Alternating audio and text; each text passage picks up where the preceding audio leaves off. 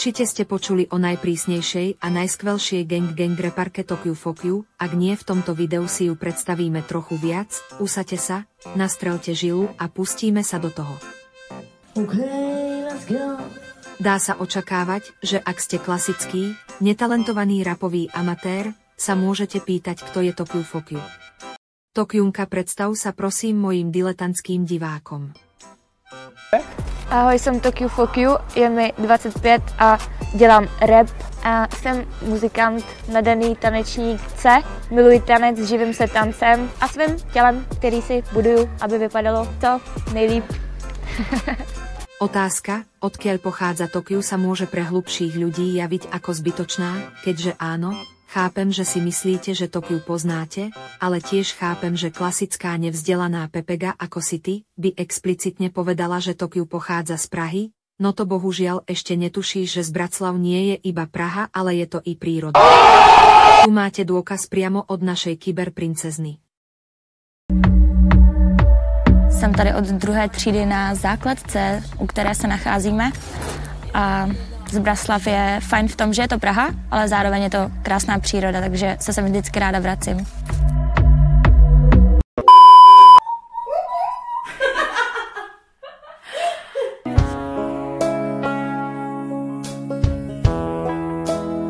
Dobre, moji drahí diváci, teraz keď ste nadobudli základné geografické vzdelanie, nastal čas, aby som vám predstavil najlepšieho kamaráta Tokyu, je to peš, konkrétne tzv. Čivava kyberkriminálna klasická. Ahoj, to je můj pes. To je můj pes. Řekni dej čau. Psovi nič, pes je tu. Na pohľad sa tento malý Tokyunkin psí kamarát môže javiť ako malé, nevinné bezbranné šteniatko, opak je však pravdou, jedná sa o obávaného kyberkriminálneho gangstra. FBI mu pripisuje účasť v celom spektre počítačovej kriminality a môžem vám garantovať, že to nie je žiadne béčko.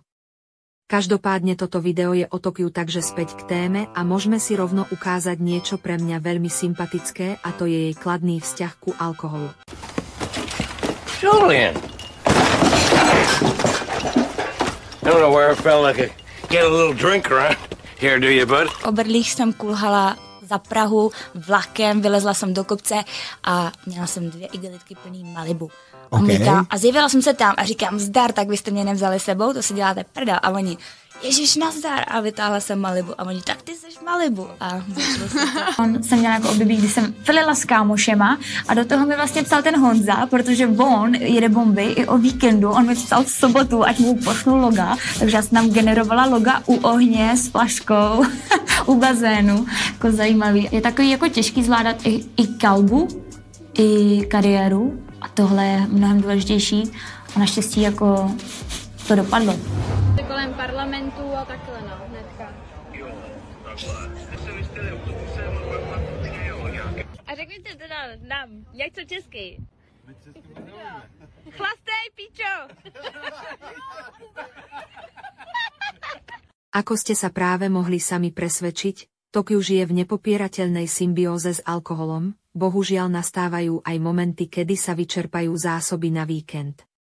Video, ktoré vám ukážem, zachytáva práve takúto nepríjemnú situáciu, kedy chce ísť do obchodu doplniť zásoby, ale zistí, že sú obchody zatvorené kvôli štátnemu sviatku.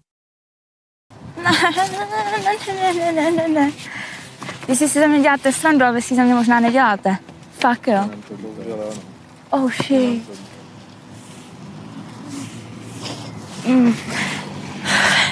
Děkuju.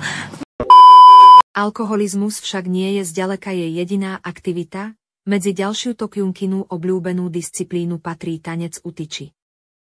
Určitě jsem jako měla náročné dětství, ale ten život následující já jsem si zařídila moc hezky a jedna z věcí, která mi dala úplně jako nový nádech do života, je, když jsem začala tancovat u tyče.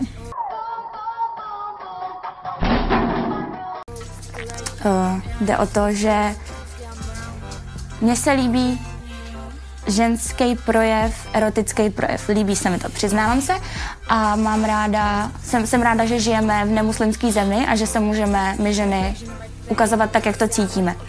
A miluju tanec, miluju ho jako v hloubi duše, ale hudbu miluju o trochu víc a nikdy bych si ji nechtěla zotročit proto, aby mi vydělávala, ale ten tanec si klidně zotročím, protože přece jenom je to fyzická makačka, kterou holka potřebuje, aby měla hezkou postavu.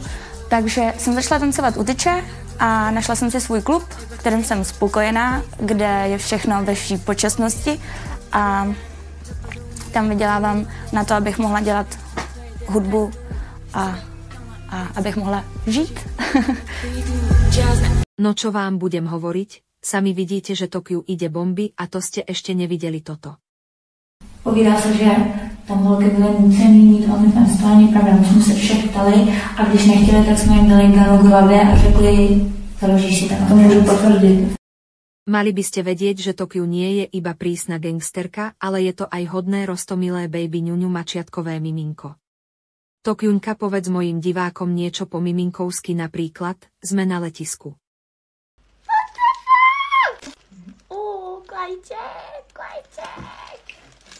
Srdiečko moje s králičkom sa budeš hrať potom, teraz prosím povedz sme na letisku.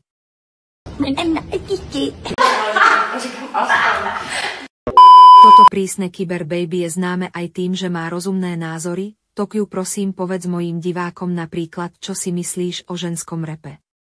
Já sama jsem nasrá, když mi někdo říká, že jsi ženská, nemůžeš repovat tvrdě, já říkám, kamo, z jakého důvodu já nemůžu, protože jsem ženská a dolar a bulhar a všichni můžou a já ne. Sračka, skurvená mrtka, spíčená, vyjebaná. Tokiu je známa aj svojou rozsiahlou inteligenciou a informačnou vzdelanosťou. Pre názornú ukážku ti položím najdôležitejšiu otázku. Otázka znie, ako sa volá hlavné mesto Slovenska. Neptej se mě, jsem jenom holka, jak bych to mohla vědět. Tak deťúrence, toto je koniec videa. Dúfam, že som vás niečo naučil a že už nie ste tak hlúpi, ako ste boli pred pozretím tohoto videa. Tiež dúfam, že sa vám video páčilo a hlavne dúfam, že sa páčilo tebe, Tokiu. Na záver ti chcem povedať, že nepoznám lepšiu raperku ako si ty. Keď som počul Pussy Gang a následne ďalšie bomba tracky, tak som zostal v šoku, že je tu konečne reperka, ktorú vie počúvať poslúchač tvrdšieho repu, ako som napríklad aj ja. Si veľká šéfka, dúfam, že ňou aj zostaneš a budeš produkovať ďalšie bombičky, aby sme mali čo počúvať. Prajeme ti veľa šťastia, Tokiu. Si skvelá raperka a úžasná duša. Máme ťa radi, nech sa darí, kámo. A Tokiu, ak chceš mojim divákom na záver niečo odkázať, tak nech sa páči. Lidem, co cítějí hudbu stejně a co vidějí stejný smysl, tak těm vzkazuju Rave On a ať je punk rozhodně a buďte sví a mějte se rádi a buďte na sebe hodný a všechny tyhle ty hippiezácký keci, které jsou hrozně důležitý ve finále.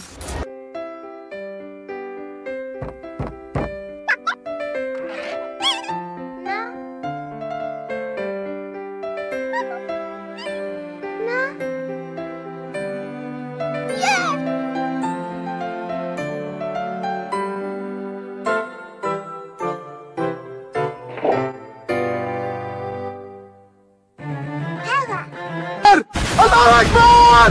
Allahu Akbar!